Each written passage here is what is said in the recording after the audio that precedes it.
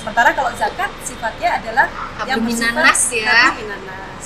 Ibadah yang kita lakukan bukan hanya berdampak terhadap diri kita sendiri, tapi bagaimana ibadah yang kita lakukan juga memiliki dampak terhadap sesama kita.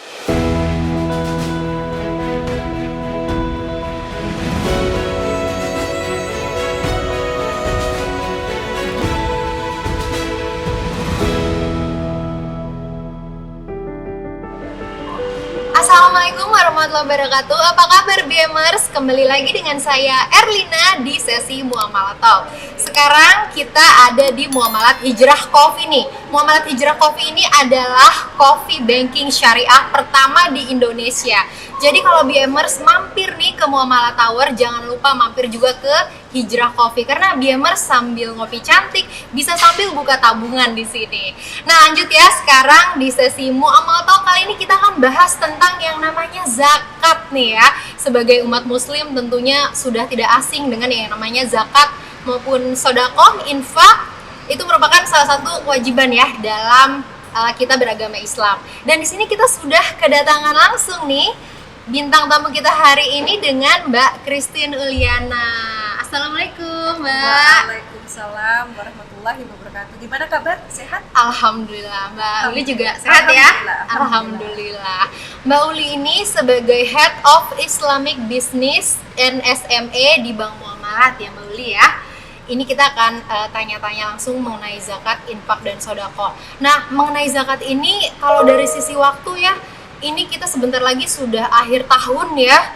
Jadinya saya juga jadi inget nih zakat sudah dibayarkan atau belum nih. Jadi mumpung pembahasannya tentang zakat nih, aku mau tanya langsung nih ke Mbak Uli ya. Ini kita bahas dulu tentang ziswaf atau yang kepanjangannya zakat, infak, sodako. Nah perbedaannya nih apa sih Mbak Uli? Ziswaf ini mungkin BMers di luar sana yang nonton juga udah sering dengar, tapi belum tahu nih perbedaannya seperti apa. Ya. Oke, terima kasih Mbak Erlina. Jadi memang pembahasan ziswaf ini cukup menarik karena memang istilah zakat, infak, sedekah, wakaf ya, itu istilah yang memang sering kita dengar dari kita kecil sebagai muslim. Tapi somehow kita itu kadang nggak tahu nih apa sih bedanya zakat, infak, sedekah, wakaf ya. Dan kalau kita tahu sebenarnya kita coba bagi dari beberapa aspek ya. Jadi kalau misalnya kita lihat dari aspek hukum ya, dari aspek hukum zakat ini sebenarnya wajib ya teman-teman sekalian. Sementara kalau infak sedekah sifatnya sunnah. Sunnah Wakaf ya. pun juga sifatnya sunnah. Jadi yang wajib itu zakatnya ya Mbak Uli ya. Betul. Jadi satu dari sisi wajibnya ya. Kemudian dari sisi waktunya nih. Nah, dari sisi waktu sebenarnya zakat itu sendiri juga ketika masalah waktu nih. Jadi seperti halnya zakat fitrah ya. Zakat fitrah itu kan memang satu kewajiban yang kita harus lakukan sebelum menjelang sholat Idul Fitri. Ya, sementara kalau infak ataupun sedekah ya itu tidak ada keterkaitan masalah waktu ya. Kemudian yang ketiga terkait siapa penerima manfaatnya. Ya. Penerima manfaat kalau zakat itu juga sendiri kita kan mengenal asnaf. Asnaf ya. Jadi kalau zakat memang hanya boleh diterima oleh asnafnya tadi, ada 8 asnaf. 8 asnaf yang mungkin sudah nggak asing juga nih. Betul. Penerima zakat ada 8 asnaf. Nah, apa aja nih Mbak Ulin ya? Nah, sebelum kita ngomong 8 asnaf nih ya, kalau perbedaan sama infak sedekah dulu nih. Boleh. Kalau infak sedekah nggak ada tuh, kita bebas, kita bisa melakukan ke siapa aja. Jadi tadi kan bedanya ada hukumnya, kemudian dari sisi keterikatan waktunya, kemudian dari penerimanya. Terus sama satu lagi yang penting, nisabnya. Oh, Nah, nisab ini dalam artian zakat ya. Zakat itu istilahnya ada ukuran nisabnya. Nah, sementara kalau infak ataupun sedekah bebas. Jadi kalaupun misalnya kata-kata kita mau 100 rupiah pun sebenarnya juga nggak masalah.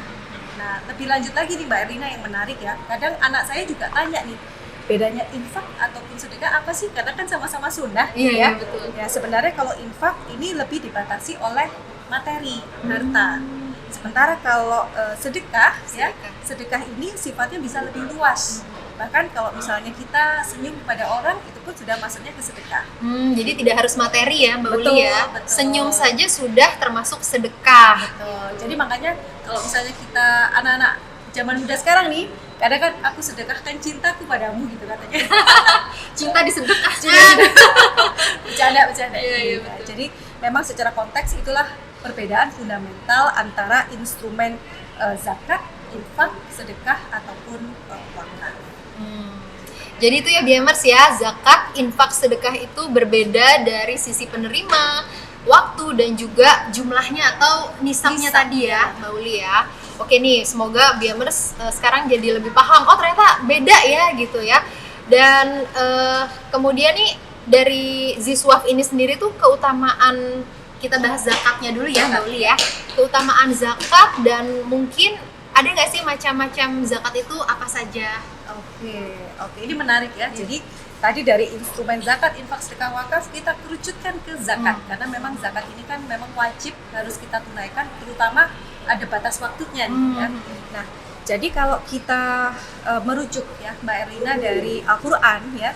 Di Al-Qur'an sendiri sebenarnya ayat tentang zakat itu ada perulangan sebanyak 30 kali.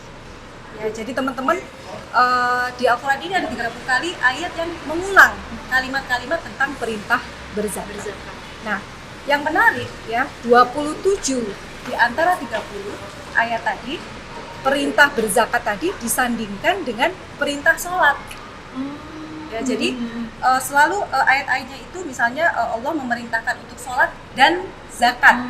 Nah, jadi sebenarnya kalau dari situ ya kita memaknai hakikatnya berarti ada keterkaitan yang penting ya antara sholat dengan zakat ya. Jadi kalau misalnya sholat itu katakanlah ibadah yang kita lakukan yang sifatnya adalah vertikal kita dengan Allah. Hablum minallah. Nah, sementara kalau zakat sifatnya adalah yang bersifat hablum minanas. Nah, jadi istilahnya dari sini sebenarnya bisa kita tarik ya bahwa ternyata ibadah yang kita lakukan bukan hanya berdampak terhadap diri kita sendiri, tapi bagaimana ibadah yang kita lakukan juga memiliki dampak terhadap sesama kita, sesama orang lain. Betul. Jadi kita tidak hanya vertikal tapi juga horizontal. Betul. Ya Mbak Uli ya. Karena memang Islam ini adalah agama yang universal, agama yang bersifat tidak mengikat secara waktu atau tempat. Begitu Mbak Erlina. Menarik ya Mbak Uli ya, ternyata pembahasan zakat ini nih. Nah, ngomong-ngomong zakat itu kan saya banyak kurang, ya. Tadi saya kurang nih, mohon maaf ya.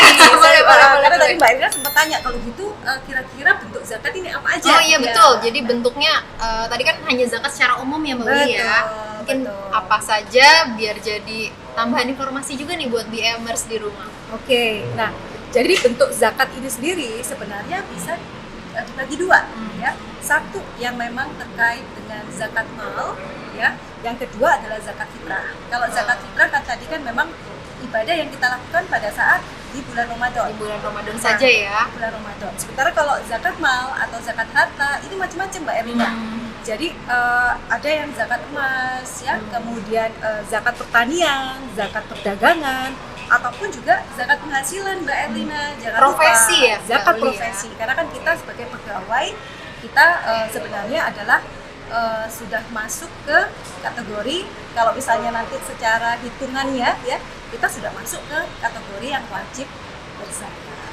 Oh jadi bagi BMers semua nih yang mungkin punya profesi sebagai karyawan dan sebagainya ya, itu berarti ada zakatnya juga ya Mbak Uli ya. Itu tadi namanya zakat profesi kalau sudah ada masuk hitungan tertentu ya. Betul. Nah hitungannya ini seperti apa ya Mbak Uli? Oke, menarik ya. Jadi tadi makin mengkerucut nih ceritanya, karena kan kita bicara dari instrumen sosial Islam yang luas tadi Ziswaf, makin mengkerucut ke zakat dan makin mengkerucut ke profesi. Zakat profesinya Zakat langsung. Nah, sebelum kita bicara masalah hitungan nih teman-teman ya, kita tarik dulu nih yang dimaksud dengan zakat profesi itu sebenarnya apa sih kan itu ya.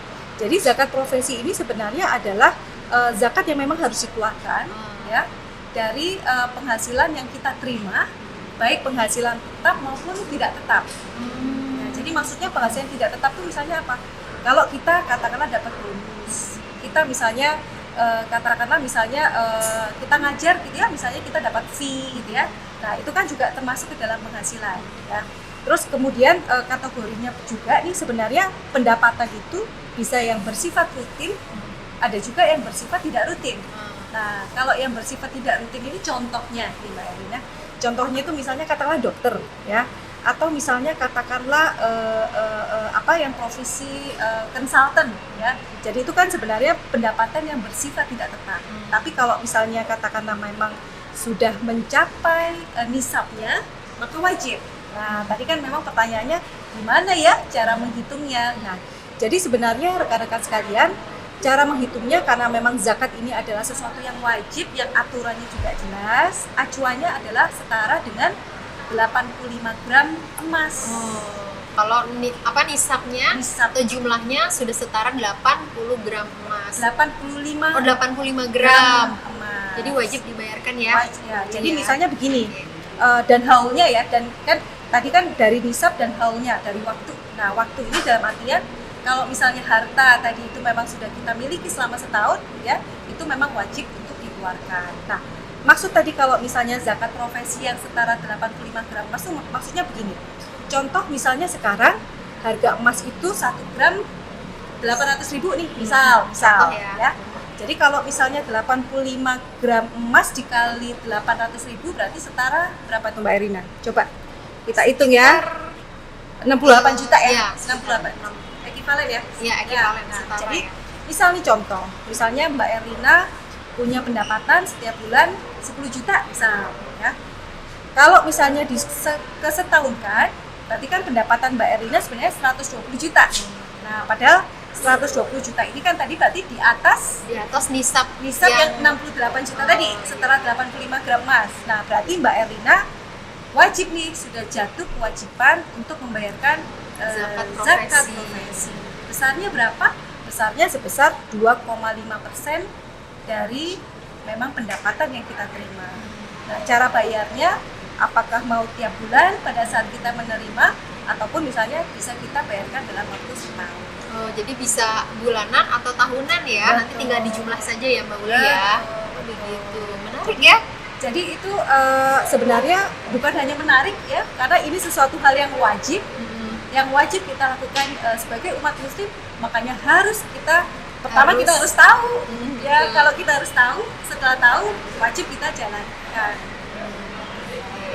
Nah, bagi BMers yang mungkin sudah tahu nih, oh berarti bisa mulai hitung nih gaji bulannya ini berapa, pendapatan yang diperoleh berapa, apakah sudah sesuai dengan nisab. Kalau di total itu setara dengan 85 gram emas. Nah, kalau sudah tahu nih, berarti mulai cari tahu bagaimana nih cara pembayaran zakatnya. Nah, di Bank Muamalat ini juga ada ya Mbak Uli ya untuk pembayaran zakat profesi. Dan seperti apa sih kemudahan yang ditawarkan dari Bank Muamalat ini untuk agar biar semua di luar sana nih yang mau bayar zakat profesi ini bisa nih lewat Bank Muamalat.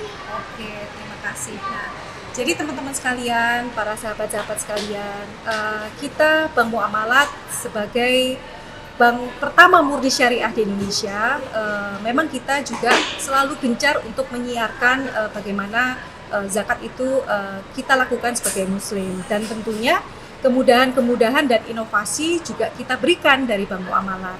Kemudahan-kemudahannya yang pertama nih Mbak Erlina ya, sebenarnya pada saat nasabah membuka rekening ya, baik itu rekening tabungan ataupun rekening deposito ataupun misalnya current account ya, giro ya. Jadi itu sebenarnya ada pilihan. Ada pilihan apakah dalam rekening tersebut dipotong nih zakatnya.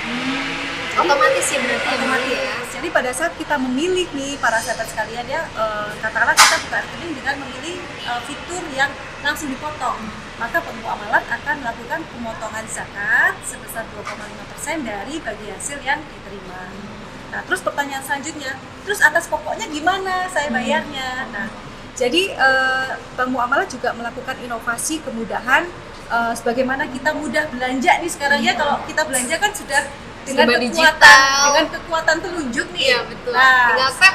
Iya, zakat pun juga sama ya. Jadi para sahabat sekalian itu juga bisa membayarkan zakatnya semudah berbelanja ya, baik itu melalui mobile banking, melalui internet banking ataupun melalui ATM. Jadi tinggal nanti memilih lembaga yang memang ingin disalurkan zakatnya anytime and anywhere. Jadi semudah itulah Mbak Erlina. Jadi sekarang untuk bayar zakat yang merupakan kewajiban sudah tidak sulit lagi, mudah ya di Bank Muamalat, tinggal sekali tap saja di ponsel masing-masing itu sudah bisa ya Mbak Uli ya. Jadi sekarang bagi BMers nih yang sudah tahu informasi ini, mungkin dari sekarang mulai coba bayarkan zakatnya kalau sudah sesuai nisabnya ya Mbak Uli ya. Ada tambahan lagi nih Mbak Uli mungkin? Oke, ini tambahan penting kali ya Mbak Erlina ya, sebelum kita Jumatan nih sebenarnya Iya, ini hari iya, Jumat betul. yang berkah, kita bicara terkait zakat. Iya, betul. Para sahabat sekalian, di Jumat yang berkah ini sebenarnya ada satu message yang kita ingin sampaikan. Selama kita masih memiliki umur ya, kita memiliki kesehatan dan kita memiliki rezeki, marilah kita sebenarnya tunaikan kewajiban kita sebagai muslim untuk membayarkan zakat ya. Mumpung kita masih ada nafas, karena namanya pasti kita mati pasti. Iya. Tapi kapannya itu yang nggak tahu kan itu ya. Nah, jadi marilah kita tunaikan zakat untuk kita salurkan ke yang berhak ya, melalui lembaga-lembaga ambil zakat, melalui Bank Muamalat Indonesia. Alhamdulillah, terima kasih banyak Mbak Sama-sama. Uli atas informasinya. Semoga bermanfaat ya BMers ya. Jangan lupa nih, kalau mampir ke Muamalat Tower, mampir juga ke Muamalat Hijrah Coffee yang merupakan coffee banking syariah pertama di Indonesia. Jadi kalau BMers membuka tabungan, bisa sekalian kopi-kopi cantik. Kalau gitu saya Erlina dan Mbak Uli undur diri dari sesi Muamalat Talk kali ini. Assalamualaikum warahmatullahi wabarakatuh. Waalaikumsalam warahmatullahi wabarakatuh.